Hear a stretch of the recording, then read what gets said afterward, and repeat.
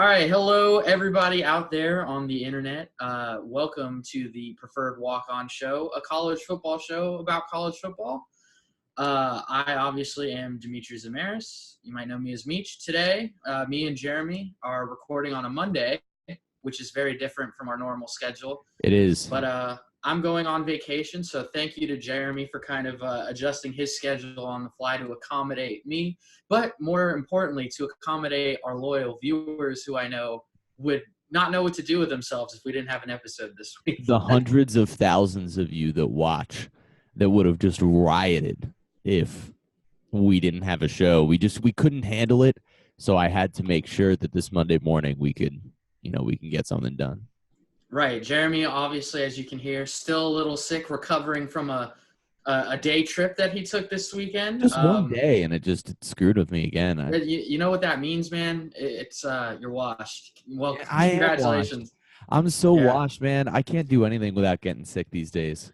I'm really excited. I'm going on vacation, obviously. Where are you going? I'm going to Colorado. I realized we've been talking about your vacation for like 3 weeks, and I haven't asked you. Right. So I'm going to Colorado with my mom and my younger brother, but sweet. We're leaving on Tuesday, obviously tomorrow morning at 6 a.m. Mm-hmm. But we get back Saturday, like late night Saturday, like midnight in Jacksonville, which means I have to drive back from Jacksonville to Orlando on Sunday, and I work at 2 a.m. Monday morning. So I'm sure I'm going to be You'll be in my position. Yeah. Yeah, I'm sure I'm going to be functioning at maximum efficiency this week. That sounds like a disaster. Yeah, it's going to be awful. So I'm going to be in your shoes next week, but you'll need a vacation from your vacation. A vacation. Exactly. Vacation. Let's get into it, though. Obviously, we're not going to do like a full recap like we normally would. There's no news really either. So I thought it would be interesting if we took a look at the polls, Jeremy. Let's do You know that I'm firmly against polls pretty early on in the season. I think it's pointless to try and rank the teams, but be that as it may, it is undeniable to say that early season polls do end up affecting our perceptions of teams down the road, which in and of itself is a whole nother problem that college football has to sort out, among many others, right? Yeah, I mean, there's a million, but that's one of the big ones. But I think that, after the first couple weeks of conference play where we're seeing teams finally go up against equal competition, it becomes fair to start ranking teams. And Correct. So we present to you the first ever Preferred Walk-Ons top 25, which you will now see on your screen alongside the AP poll and the coaches poll. The Preferred Walk-Ons poll is in the middle on the template. So let's get right into it, Jeremy. We, as a collective duo, have Ohio State, LSU, Oklahoma, and Alabama as our playoff four if the season were to end today. Correct. I'm not sure much higher is the best way to put it, because I don't think there's a lot separating the top 5 teams. But we do have Ohio State first in our rankings, whereas in the AP and coaches poll, they're fourth. Do you want to give maybe some of your reasoning for having Ohio State number one? It's pretty simple. Ohio State's been the most dominant team in college football consistently from the first snap of every game they've played to the last snap of every game they've played. You could make the argument that LSU has the more impressive wins thus far. They've beat Texas. They beat Florida. If we're going strictly based off the resume of who have you beat, LSU would be number one. I think that's why we have LSU number 2, right? Right, because, they've gotten through those games. They've handled – I say that it almost feels like they handled Florida better than they handled Texas. Texas came down a little closer to the end, but, I mean, both of those games were very close. They came out the winner. There's arguments to be made on both sides of that. You could make the argument that LSU could have lost both of those games. The other side of it is they beat 2 great teams already thus far this season, and they've beaten other solid teams along the way as well. And so that's why we have them at number 2. But Ohio State, no matter who they've played from the very beginning of the season, it's been very obvious that they're a complete football team. Right. And, if you look the rest of the way, is Alabama low at 4? Maybe. If I think that the reason, at least in my mind, that we have Oklahoma 3 is that feels damn near impossible to stop them. Right. Offensively.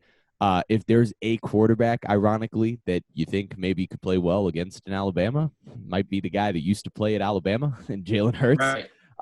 And I think that, could we have flipped those two? Maybe. But I think there is not a clear separation, but to me, our top 4 does have a separation from the next 4. I don't think Clemson has played nearly as well as those 4 teams we have at the top. I don't think Wisconsin, although dominant, has been nearly as impressive because they've played no one. Michigan's not good. And they hosted Michigan, and they dominated the first quarter. When you dominate that much in the first quarter, you didn't even really play a game. You dominated for a few series, and then that game was over. So I think there is a correct distinction, and our top 4 feels like the correct one, not to reward Clemson just for being defending champs. And I'll say this, Wisconsin fans are hearing you say, they've not played anybody. And then they're going to point the finger at Alabama, right? Where Alabama has been, unquestionably dominant. It's obvious that their offense is lethal, probably the best offense in the country outside of Oklahoma, right? Mm-hmm. And the reason I slated Alabama 4th in our rankings is because I'm not sure. I mean, 4th is still a playoff team, right? At this point in the year, 4th is still a playoff team. More dominant than Clemson has, right? So Clemson finally seemed to turn things around. They flipped the switch against Florida State this weekend, but we still have to see more from them. They don't really have a lot of opponents remaining on this ACC schedule going through the rest of the year. So they have to do what they did to Florida State to every team from here on out, considering the eggs that they laid to start the season. Yeah.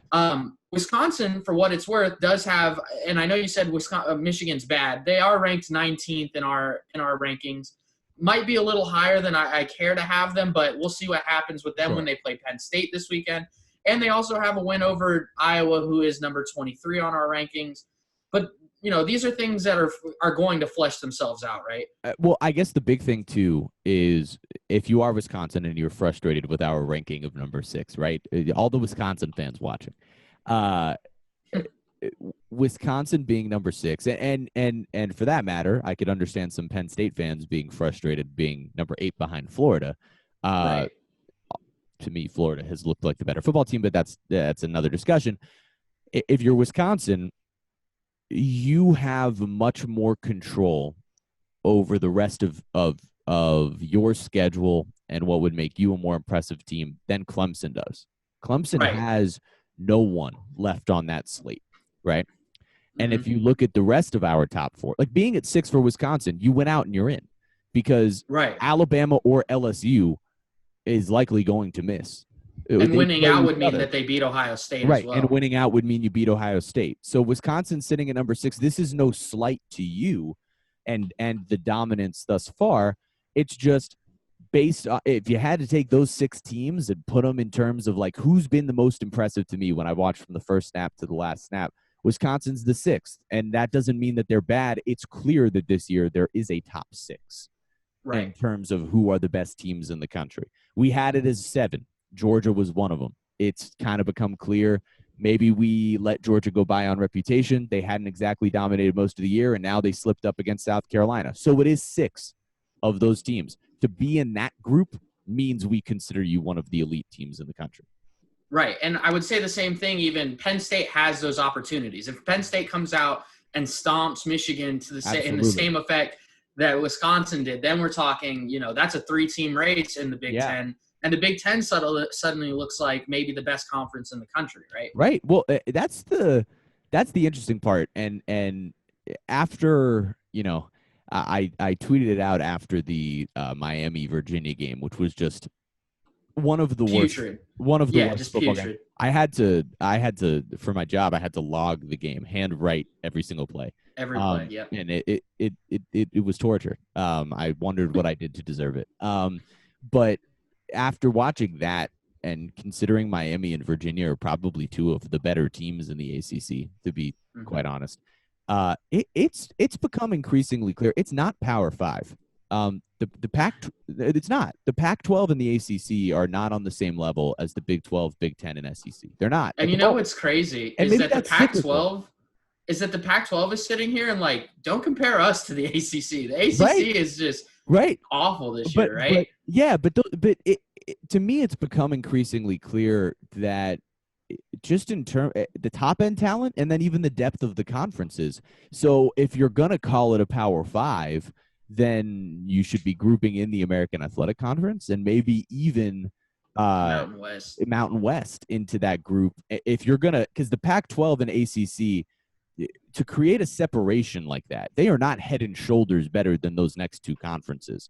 Right. The first three conferences I named are the Big 12, the Big 10, and the SEC are significantly better by head and shoulders than the AAC and the Mountain West. But the ACC and the Pac-12 are doing themselves no favors and doing the Power 5 no favors by being this putrid after their top teams. And it really shows you that Clemson has zero margin for error the rest of the way out. If Clemson drops a game, they're done. Yeah. They lose a game and the season's over. And it goes back to if they have to be convincing in their wins from here on out. Because, absolutely. Like you said, I'm not sure at this point if LSU gets through the season and their one loss is to Alabama. It's close. I'm not sure that they're not a better team still than Clemson, right? Yeah, especially considering the way they've played offensively. Normally, the knock on an LSU or most SEC teams, but specifically LSU it fulfills this narrative well. Normally, the knock is there's no way you're going to be able to score with the other teams in the playoff. LSU might have one of. I mean, you could make an argument they have the best. They're the second best offense in the country. Yeah, it's crazy. A few more things for us on our poll as we go down. We'll skip over Florida and Penn State there. We have in that order: Florida 7, Penn State 8, Oregon 9, Georgia 10, Notre Dame 11. In both the AP and coaches poll, Notre Dame sits above Florida, Georgia, and Oregon. And for that matter, Auburn.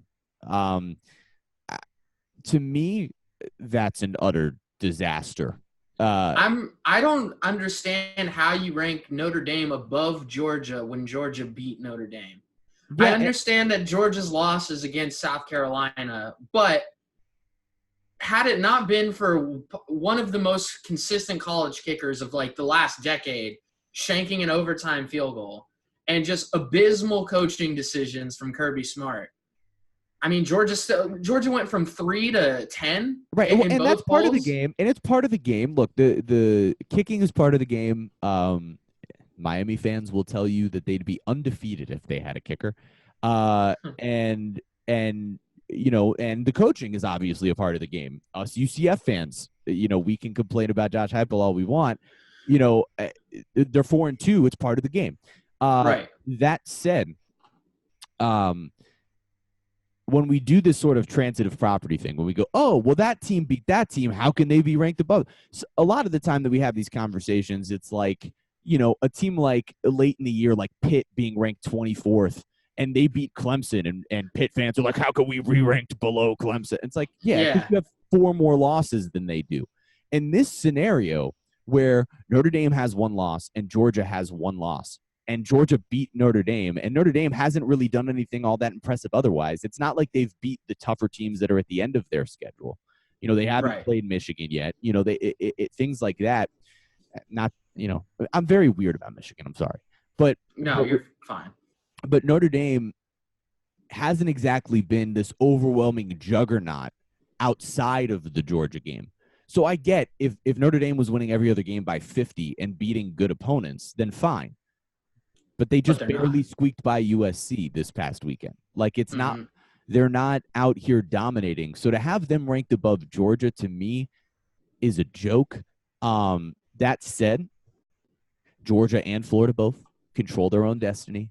Whoever beats the other and then goes to the SEC championship game, if they win it, they're in. So Notre Dame doesn't have that same luxury. It's just like – that's me justifying and saying, oh, well, they still control their own destiny. That doesn't really make a difference. You should still have the teams properly ranked. I mean, and if Georgia loses to Florida, I mean, that just worsens Notre Dame's loss to Georgia. Right. Yeah. Exactly. So they're in a pretty shitty situation. For that matter, Georgia could lose to Auburn too. Georgia could be a 9-3 team playing in, who knows what bowl. The Outback Bowl. Right. Michigan. Yeah. Oh God. in the Florida Gator Memorial Bowl against. Exactly. But so that's the part. Notre Dame is just highly overrated. Can we talk about Georgia real quick? Yeah, sure. Let's talk real about quick. Georgia. I want to get the Georgia thing out of the way. A lot of hate coming for Jake Fromm this week. A lot of and I did say, last week, maybe Georgia kicks themselves a little bit for letting Justin Fields get out the door and go to Ohio State. Right. But I will say this. In the way that Georgia runs their offense, and I've watched more of the Georgia offense this year than I care to divulge, they don't get the ball to DeAndre Swift nearly enough. Yeah. I mean, he's one of the, unquestionably one of the most talented running backs in the country. He touches the ball 13 times a game. It's crazy. The offense just lacks any imagination or creativity whatsoever. And it makes you think, even if they had Justin Fields, would they build the offense around him in the way – I mean, they used him as a fake punt decoy and zone read specialist last year. So I'm not sure that him staying at Georgia would have made a difference when there's no – and Kirby Smart, give him all the accolades in the world as a recruiter. He's bringing in top-tier talent. Literally, they brought in 3 of the top 5 kids on ESPN 300 last year. It's unquestioned he's bringing in great talent to Georgia. But you know who else was bringing in great talent to Georgia? Mark Richt. And he was winning 9 to 10 games a season, and he got canned for this exact thing where the offense isn't performing well. The Georgia defense is always going to be elite. They always have a great defense because of the nature of the kids that they're bringing in. It's the same thing you see with Florida or LSU. The defense will always be fine. But when you lack creativity on the offensive side of the ball and you have a quarterback running back combination as talented as Jake Fromm and DeAndre Swift, and you are underutilizing both of them because of the limitations of the offense that you're running, it's just a crime of coaching. You're just not putting your team in the best places to succeed. It's it can't be. There's no more frustrating place as a fan than that exact sort of situation, right? Right. Well, and it's funny, last year, about midway through the year, when Georgia was absolutely dominating, and you were seeing the types of recruits that were in there, and you saw Fields behind Fromm, people were questioning whether Kirby Smart had caught up to Nick Saban, and now Could I make the argument that he's the 4th best coach in the SEC? Dan Mullen's a better coach. Ed Orgeron's done a hell of a job. Dan Mullen's doing less with more. Right, or more with less. And more with less. Yeah, sorry. And LSU, Ed Orgeron's doing one hell of a job. Right now, he got a transfer quarterback. Who knows what happens when it's his own quarterback after that? But Kirby Smart has not done a great job for Georgia in terms of coaching in the moments that they need it. And it's got to be beyond frustrating. And man, to be the crossover of a Braves, Falcons, and Georgia fan over the last week has just I can't even imagine the frustration that you're feeling with the Falcons missing an extra point to lose, Georgia losing the way they lost, and the Braves being eliminated the way they were eliminated by Washington. That was awful. Yeah, that was bad. Good God, what a horrible crossover. Okay, all right, let's talk about Oregon and then get to the rest of the list. Yeah. So Oregon's funny, right? Oregon, you and I both have been frustrated for Justin Herbert in terms of he doesn't have a ton of great playmakers around him. He's kind of like that, that Will Smith meme on the last episode of Fresh Prince of Bel-Air where he's sitting in by himself. He's just like, where's all the playmakers? That's Justin Herbert. It does feel that way, and it's this weird thing where, because I'm a Dolphins fan, and all we've talked about all year, shout out the Tua point conversion that they missed. But because all we've been talking about is Tua and Fromm and Herbert, and now all of a sudden Joe Burrow. And all these quarterbacks that are Joe Dirt, baby. Yeah, they're going to go high in the draft. So many Dolphins fans hate on Justin Herbert because they don't think he's doing enough. And I'm sitting here and I'm going, dude, if you gave him what Tua has at Alabama, it'd be just about the same thing. between the offensive line and the running backs and the wide receivers. So Oregon is really. I mean, there's no other program in the well, there's a couple, but where Tua can throw 90% of his passes as screen passes and 4-yard slants, right? And the receiver every time. It doesn't matter if it's Judy, Ruggs, Waddle, Smith. It doesn't matter if it's any of those four. They could all take a 4-yard slant 80 yards to the house. Right. Well, and that doesn't mean that Tua can't throw the deep ball really well. But because he can. Yeah. Right. But it also means that, corners are having to play this press coverage, and then they're getting burned, as they should. It's a luxury nobody else has. Nobody in the country. And so Justin Herbert on his own is really carrying Oregon kind of quietly to being what we consider a top 10 team. Because he's played extraordinary football. And their one loss was on a fluky play at the end to Auburn. I mean, they played in week 1 where both teams were sort of, where you give Auburn credit of they're probably better right now, you would think, than they were week 1, as they have a freshman quarterback who's gotten to see more and learn more. At the same time, he had no film on the kid. And so Oregon did their best to shut down a player who they knew nothing about, an offense that was very and what's crazy is they did for 58 minutes of that game. 2 minutes. He played well for 2 minutes. And that's all it took. And so Oregon's defense has been really good. Justin Herbert has been really good. I still feel like Oregon is absolutely in that next tier of teams, just as a result of the fact that they don't have those types of playmakers. I could even make the argument to you that they don't have playmakers close to the level of the teams that we have them grouped with in Georgia, Florida, and Penn State. All of those teams have much better playmakers than Oregon does. But if Oregon does run the table and their one loss is to Auburn, who still has a chance to have some really signature wins over really good teams, Oregon, our whole thing is Oregon just shouldn't be counted out quite yet. If bleep hits the fan, Oregon could sneak their way in and it because they played really consistent football. If the biannual chaos Auburn plan kicks in and they just start beating teams that they have, then we're really talking, right? Right. Let's look down the rest of the list here. Anything stick out to you from Boise State, obviously the highest rated group of 5 team. But I think that you can argue, SMU, Cincinnati, Tulane even, they're all kind of creeping in the background because these are teams that all have to end up, playing each other. Whereas Boise doesn't have anyone great really remaining on the schedule. I'm so the group of 5 this year. It causes me such joy and such pain at the same time. As a UCF fan, where we have 4 AAC teams ranked at this point in the season, and UCF's not sniffing it. And that's just it kills me.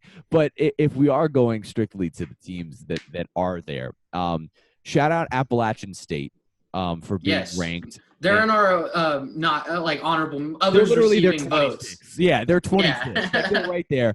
And I give App State a lot of credit. They not only are they undefeated and dominating their competition for the most part, but they beat North Carolina, who we've seen weirdly beat and compete with teams that maybe are good and maybe aren't good, and I don't know.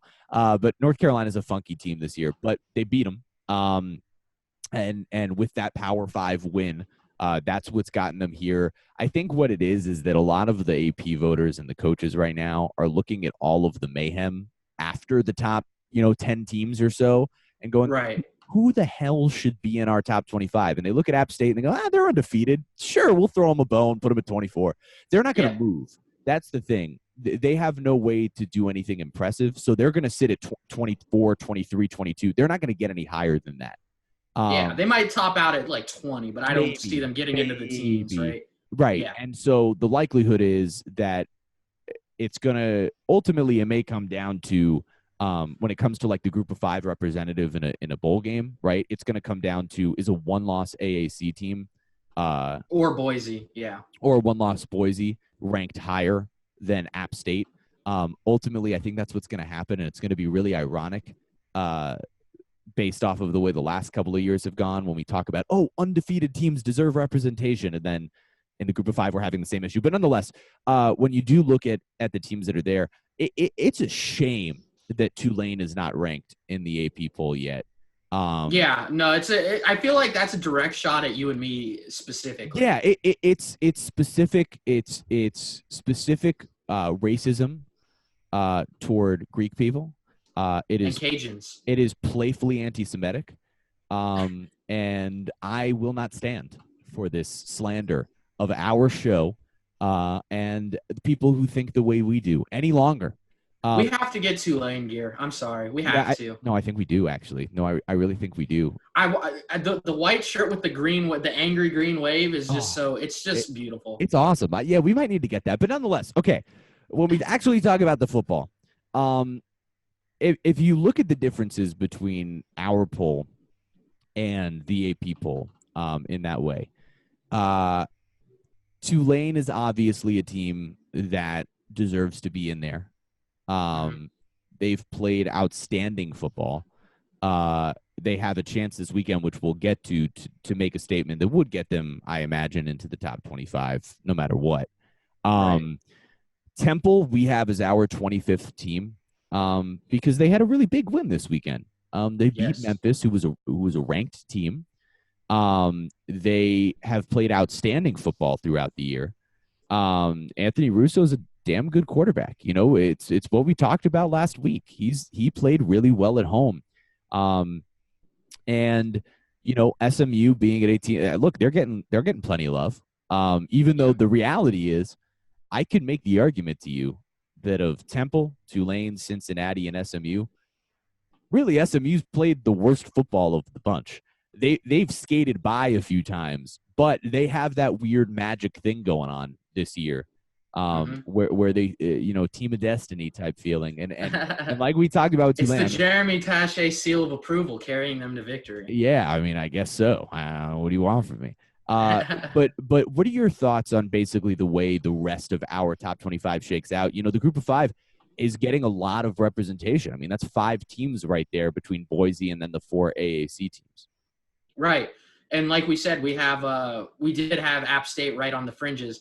I think some of the interesting teams here, definitely, like, there's a group of 5 teams, but you know, it's in our poll and in the AP and coaches poll. Our poll we actually finished it before both of those came out, and I was actually shocked to see how kind of similar they were. Like, there's obviously some differences, but you know, it's good to know that we're seeing things the same way some of these people who do it for a living do.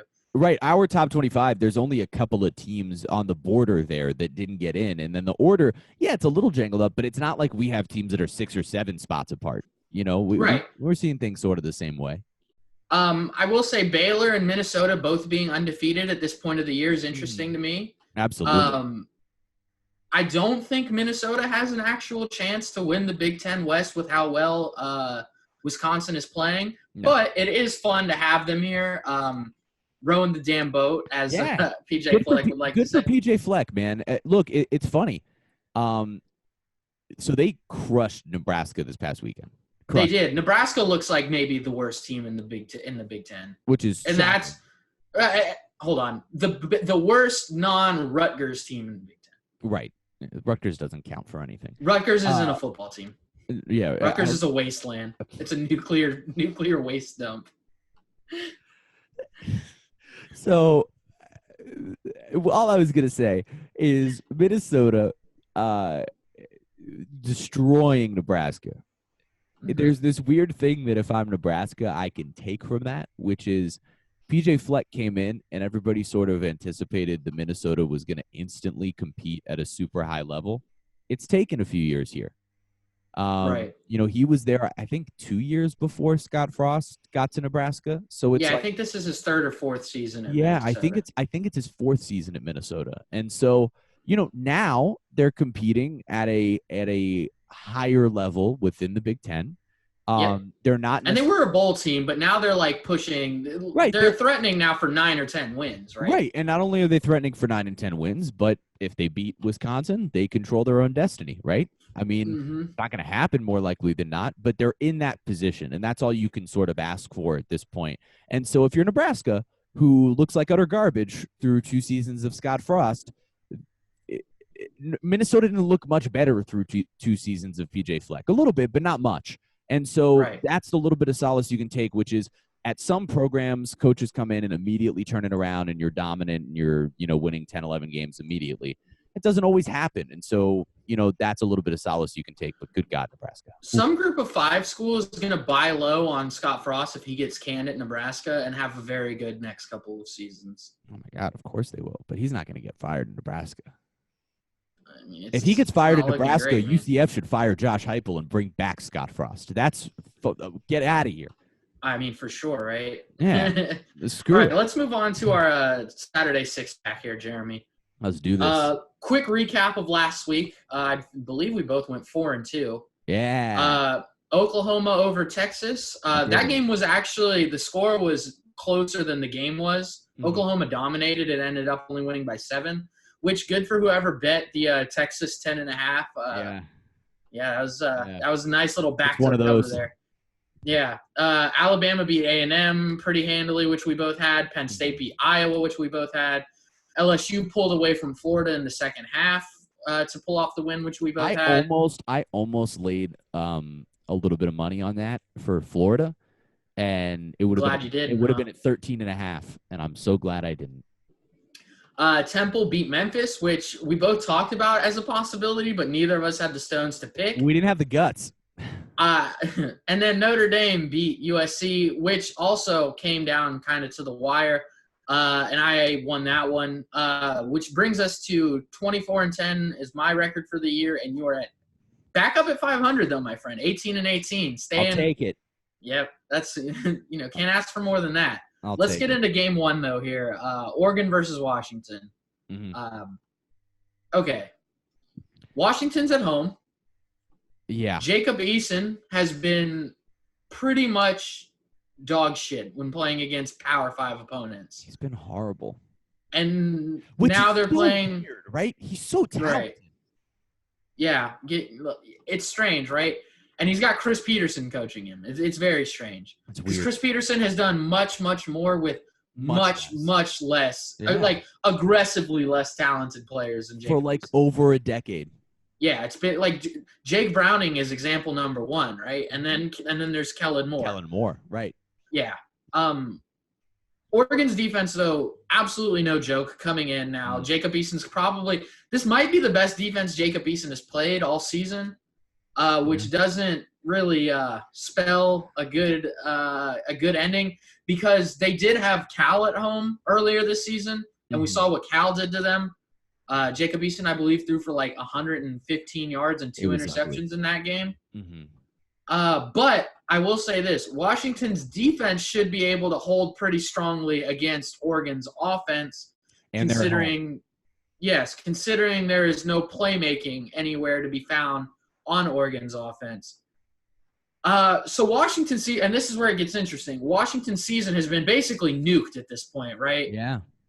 But if they do pull off a win against Oregon, they're right back in the talks for a Pac-12 title. Right, they could go to a Rose and therefore a Rose Bowl. They could go to a Rose Bowl. So you kind of have a caged animal back against the wall situation here with Washington. What's your opinion on this matchup? Well, that's the part that's the most interesting, right? Because this is, you can make the argument Washington's season for all intents and purposes is over compared to what their preseason expectations were. Right. The talking point right now, if you're Chris Peterson and you're coaching in this game, and you've just somehow backdoor snuck your way back into the top 25, so this is a top 25 matchup. That's for TV. Ratings. That's TV. Yeah. But we all know it. But all of a sudden, it's a top 25 matchup at home. You're playing, the best team in your conference, a team that you fully anticipated being on the same level with to start the year, and you haven't been thus far. But if you win, it's an even playing field from here on out, and you control your destiny to get to a Rose Bowl. It's almost a UCF situation, right, where they still theoretically, if they just handle their business and hope for a stumble from somebody else along the way, they're right back in the Pac-12 title conversation. Right. Which puts them right back in the Rose Bowl conversation. Exactly. And who doesn't want to be playing for the granddaddy of them all at the end of the year? It is the granddaddy of them all. So the tough part here is you have all of that motivation. Right. And I obviously, based off of so many of our picks throughout the year, am a guy that picks based off of all of that because college football is emotion, right? That's what it is. That's what college football is. There's so many games that are won because of the emotion behind it, because of the fan base, because of home field advantage, because of storylines, because of, there's so much of that. Because these are 18 to 20-year-old kids that play with their hearts on their sleeves right. too, right? And it matters, and that means something. That said, if I'm looking at Oregon and I'm looking at the way that they've played and I'm looking at the way that their defense has played and I'm looking at the way that Justin Herbert has been efficient and I see all of the flaws of what Jacob Eason's game has been against Power 5 competition historically, his whole career. Mm-hmm. Even back at Georgia, yeah. I have a really hard time, even with all of the emotion, all of the motivation, at this, because Oregon has it. Oregon has that too, right? Exactly. If they go in and beat Washington, it's smooth sailing, and they've got not only a chance. It's like, oh, our worst case scenario would be Rose Bowl, which is if you win this game, we've got to win one more game, and that's like one more tough game, and that's the Pac-12 championship to either go to a Rose Bowl or go to the playoff. Right. And so to be in that position. At the same time, it's almost like they've probably smelled the blood in the water of a Washington program that's floundering a little bit, pun fully intended. And so I'm leaning towards still taking Oregon because they're the better football team. And while Washington has so much to play for, it's not like Oregon has any less. Right. I'm going to go Oregon as well. So we both pick Oregon here? Mm-hmm. We're both going Oregon, which means Washington will win. Yes, definitely, especially because we laid out the case for Washington. Right, we did it. We did it. We'll be able to take that clip, throw it online next week, and pretend like we picked Washington. Yeah, just crop out the pick at the end. Yeah, exactly. All right, let's go to game 2 here. Top 25 matchup, Jeremy. Temple SMU. Temple and SMU. Top 25 matchup. So Temple's now on the road to play what looks to be one of the best 2 teams in the conference this year. After holding on at home against Memphis in a game where their defense played incredibly well, and they got what they needed out of Anthony Russo in the offense. I secretly really like the Temple offense. It's fun. Coming up big. Yeah, they come up big in big spots. They have a great running back. They have good wide receivers. And Russo is just fun to watch. Is this a legitimate contender with Cincinnati in the AAC East in Temple, right? Yeah, they are. They are. It doesn't mean that they will ultimately win the AAC East, but they're a really solid football team. We, obviously, if you've listened to the show from the beginning, you know that we know more about the AAC than probably most people talking college football throughout the country. And that's just as a result of we've watched them for 6 years. We've watched all of these programs since we both became freshmen at UCF. Right. We've been watching their every move. It was in our rooting interest to pay attention to them. Yeah. And so, we've watched these programs develop. We've watched coaches come in and out. And we've seen, these quarterbacks. We've seen Anthony Russo for a couple of years now. And I'll tell you that this team is on that same level as a Cincinnati in terms of talent from top to bottom on that roster. Does that mean that I think they'll go in and beat SMU on the road? Not necessarily. I think comparing – this is a baby version. It's a junior version of what Florida just had to do. So Florida faced Auburn, one of the best teams in the conference. They got them at home. The energy helped carry them to a victory. They outplayed Auburn and they won. But then the following week they had to go on the road and play LSU. And it feels similar here. Temple took on Memphis, one of the very best teams in the conference. They got them at home. They played their best game and they beat them. And they deserve the accolades that they're getting as a result. That said, now they've got to go to SMU, who might be the very best team in the AAC, an undefeated team and go and play them on the road. And I'm just not sure that they can play their best game again, a second week in a row, which will be necessary on the road at SMU, who it has a fan base kind of sweltering behind them because, they're ranked for the first time since the 80s. So yeah, it's their best season since they got the death penalty. Right. And so I'm leaning SMU. Obviously, I'm biased as heck because that's I'll say this too. If you're SMU, you take solace in the fact that Brady White is not your quarterback going against the Temple defense. You have Shane Buechele going against the Shane Buechele. So you're picking SMU, it sounds like. I am. Look, Temple's good. Temple might actually be playing better this season than SMU is, even though SMU is undefeated. Temple might be the better football team. I'm still going to take SMU. The Temple loss against Buffalo, the further and further away we get removed, is going to get so weird. It's like Missouri's. It's like Missouri's loss to Wyoming. Like what? Right, and we didn't talk about Missouri in our rankings, so we'll talk about them next week for sure. Yeah, because that is an interesting sort of thing happening in Missouri. Yeah. But I've picked against Temple twice this year. And you're not I picked against them when I picked against Temple when I knew that they would beat Maryland, and I picked against Temple when I knew they had the arsenal to beat Memphis. The recipe was all there. So I'm rolling with Temple this week. All right. Solely because I've been a coward all year when it comes to Temple.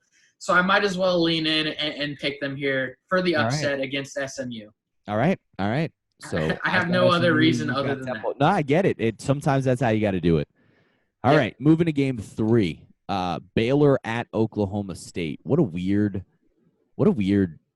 game this is set up to be, right? Especially because Oklahoma State has set up just another very strange Oklahoma State season where they go and they beat Kansas State on the road. That's a ranked win that they have. Yep. And then they follow that up just to get shellacked by Texas Tech the next week, who's a team Baylor just took to the wire and beat despite 3 turnovers from their starting quarterback, Charlie Brewer. Brewer Hive. Brewer Hive is alive and thriving, my friend. So this is my thing about this game. Baylor's defense is legitimate. It's a good defense, especially by big. You could argue it's maybe the best defense in the conference. And I will hold off on that solely because of how good Oklahoma's defense looked this weekend against Texas. Sure. But it's not crazy. If you said it, no one's you're an insane person. Right. And so they have this great defense to go along with what is a very, very talented offense if Charlie Brewer limits the turnovers, right? So my thing here, this matchup to me boils down to, will Oklahoma State offer any type of resistance whatsoever on defense? Right. And if you believe they will, the path for them winning is very, very clear.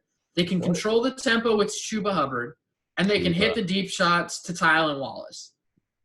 All they have to do is force Brewer into the same mistakes he made last week against Texas Tech. That being the case, I don't think Oklahoma State's defense is very good by any stretch of the way. Right. So my whole thing is Baylor is going to game plan to stop Chuba Hubbard, right? Like that's what their game plan is going to be. So if Oklahoma State's going to win, Wallace is going to need to have like 250 receiving yards, which will be tough because Spencer Sanders has been pretty up and down all season. Exactly, and so that's my concern. It's going to be, hey, Spencer Sanders, beat us. Yeah, come try it. Come try to beat us. We're going to give you single coverage with your receivers. We'll have our safeties trying to help out. But they're going to bring a lot of pressure. They're going to stack the box. They're going to try to stop Chuba Hubbard in the best way possible. And I think that, look, in a similar way to what you just did with Temple, I've picked against Baylor a couple times on here as well. And I need to stop doing that because Baylor has been very, very good this season. And I've got to give them a lot of credit. Matt Rule has been a savior to that program. And I took over just about the hardest situation you could take over as a head coach, right? other than what was going on at Penn State when James Franklin jumped in and the fact that he's kept Penn State alive. Well, Bill O'Brien was there first. Oh, sorry, Bill O'Brien. You're right. There was a transition period. I apologize for that. No, you're good.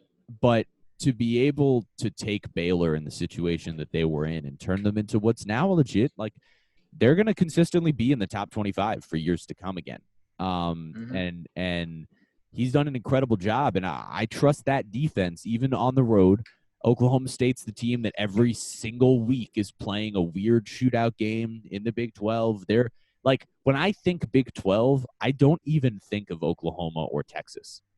Right. I think of Oklahoma State. I think of Oklahoma State scoring 60 points and losing. Like, that's what, like, when I picture Big 12 in my, like, that's what I think of. I think of these weird shootout games of Oklahoma State. But Baylor is going to do enough to win this game. Their defense is going to do enough to slow down Chuba Hubbard just enough, and Spencer Sanders won't be able to make the plays. And Charlie Brewer Hive, live and well after this one. So ESPN actually has this game 60% chance Oklahoma State wins according to FBI, which I find interesting. I do think there is a lot to be said about the Oklahoma State home field advantage. Big time. Geez, this is tough, man.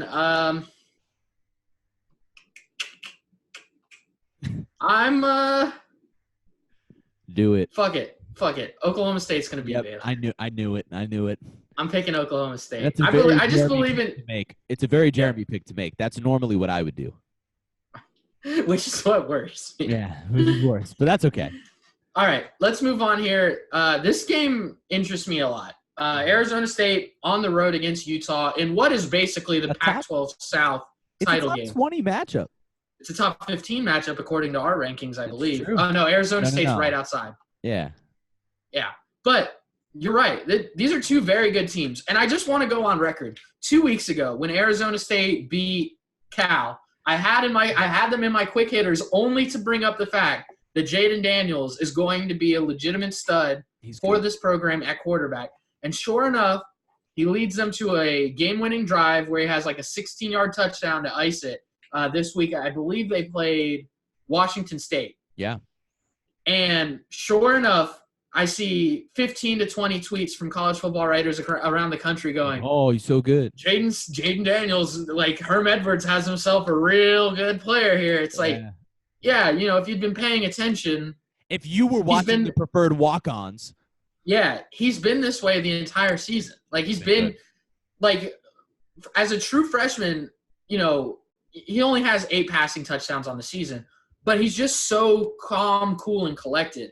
Yeah. You can feel the confidence that Herm Edwards has in him in a late game situation, which for an 18-year-old kid is just incredible. Like, he's been on the road in East Lansing, he's been on the road in Cal, and he's led his team out both times. It's so ironic that you say that, because not only Herm Edwards was he a coach that you were bagging on when he got hired, and now he has a true freshman stud.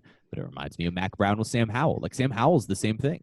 Right? Sam Howell's turned over the ball a little bit more than Jaden Daniels has, but it's a similar situation of like these old coaches that have these 18-year-old kids that have this tremendous killer instincts, tremendous confidence. And Daniels has been really good, but can he go on the road and beat Utah? Yeah, this Utah defense is outside the toughest thing he's faced by far, right? Outside of the 30 points that they just randomly gave up on the road to Matt Fink and USC, this Utah defense is, again, one of the best in the country. Right.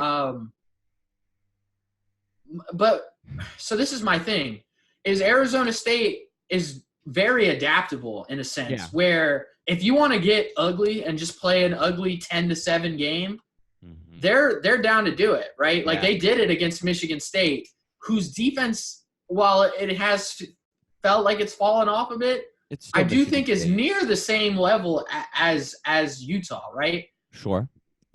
So ESPN having this as only a 17% chance of Arizona State winning the game feels disrespectful to me. It's low. But that being said, this does feel like a Utah win. It has a Utah win written all over it. Because their whole thing is they're at home and they have this smothering defense, and they're facing a true freshman. No matter how good that true freshman has been, it again, not to reference back to Auburn and Florida, but does it not feel similar to Auburn and Florida, where Florida was at home with a smothering defense and faced a true freshman and just proved, look, maybe this is Jaden Daniels. It's Bo Nix game.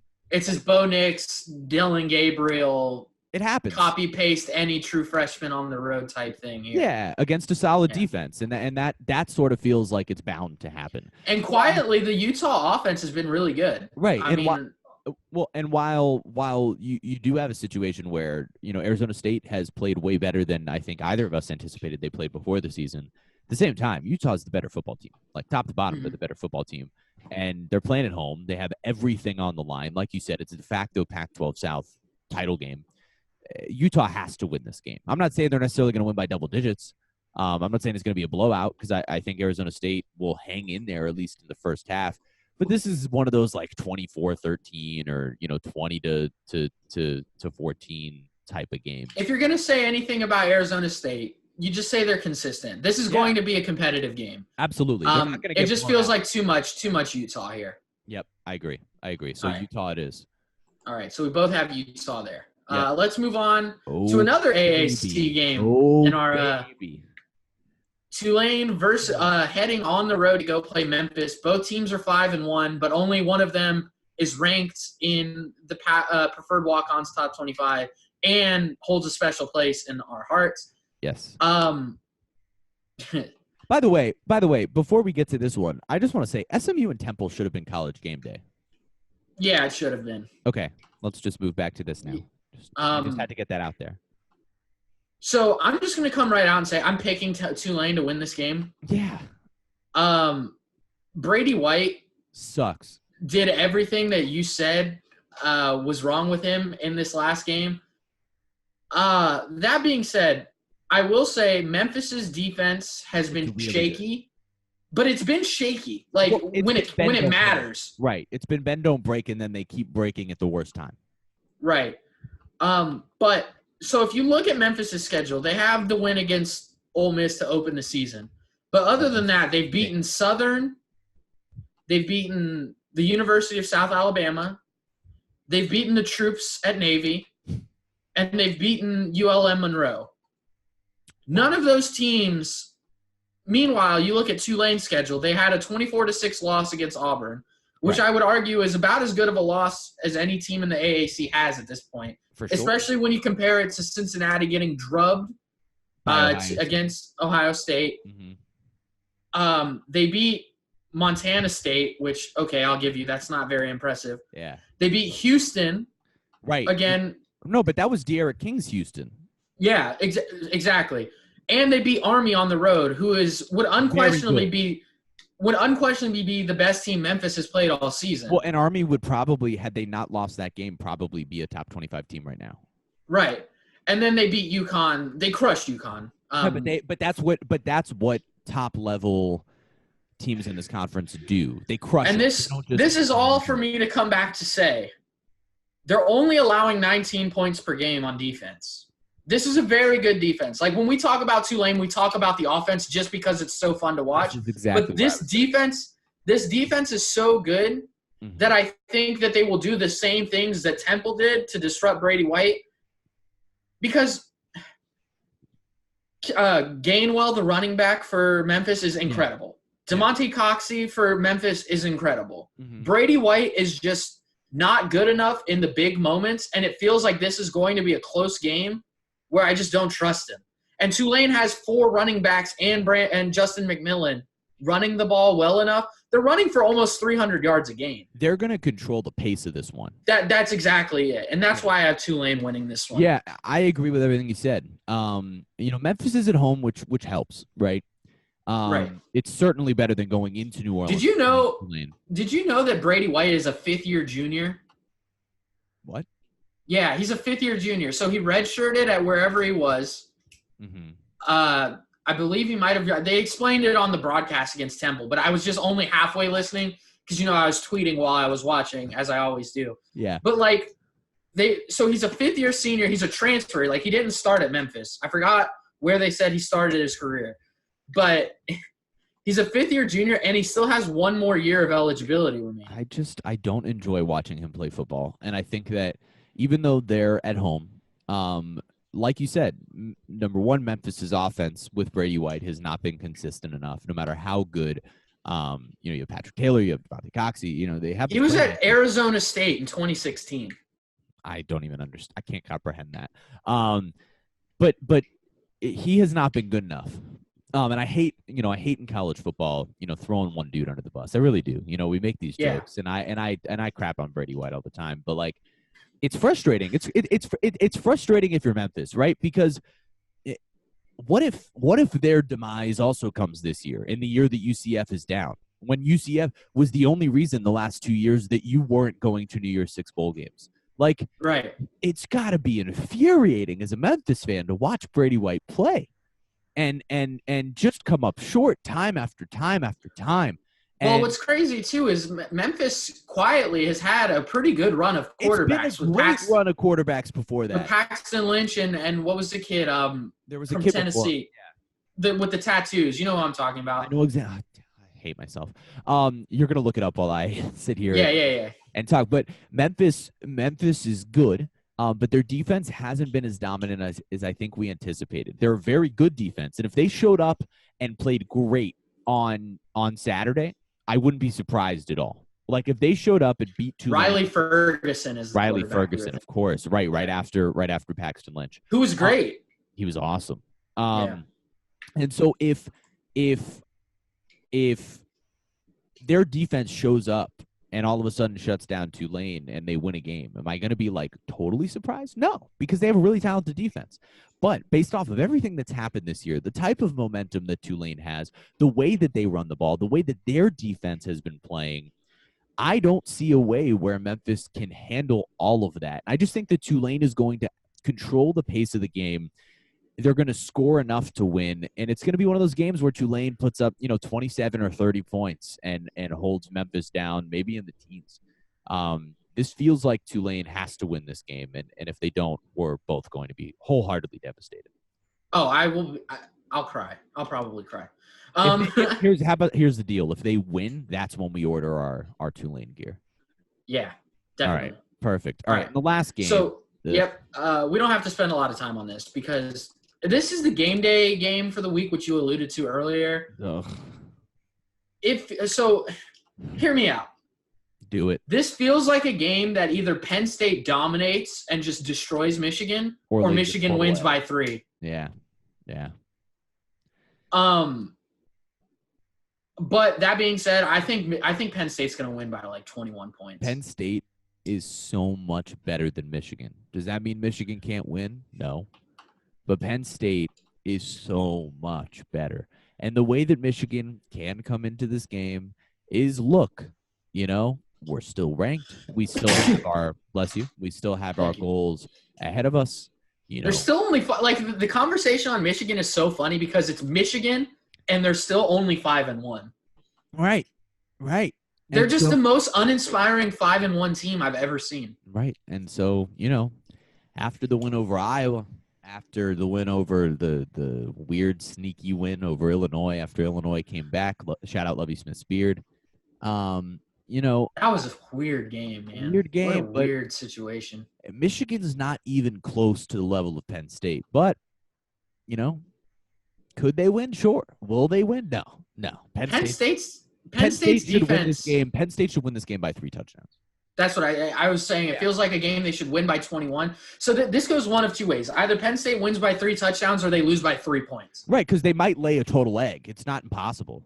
Right, but I will say this. Whiteout, it's going to be a whiteout in Happy Valley. It's game day. At night. Like, the whiteout in that stadium, particularly at night, is so sweet. Cool to see. It's sweet. I'm going Penn State here. But if we record next week and Michigan won this game by 3, I wouldn't be shocked. Right. Well, if it was 13-10 Michigan wins or 42-21 Penn State wins, I wouldn't be surprised by either way. Would I be surprised? The thing that does give me the motivation for Penn State, besides it being game day, besides all of the pageantry behind that, this could be their statement win of the year as we move forward. Look what Wisconsin doing to. Yeah, look what Wisconsin did to Michigan, how much that has changed the conversation around Wisconsin. Right, and even though it also changed the conversation around Michigan, that's what's interesting is that game shifted both teams. And normally you don't get that. Normally when there's it's one or the other. It's one or the other. So like the South Carolina win over Georgia did nothing for South Carolina. It just did negative for Georgia, right? Normally when there's such a blowout or there's a strange win, it does one thing for one team and the other team just sort of stays the same.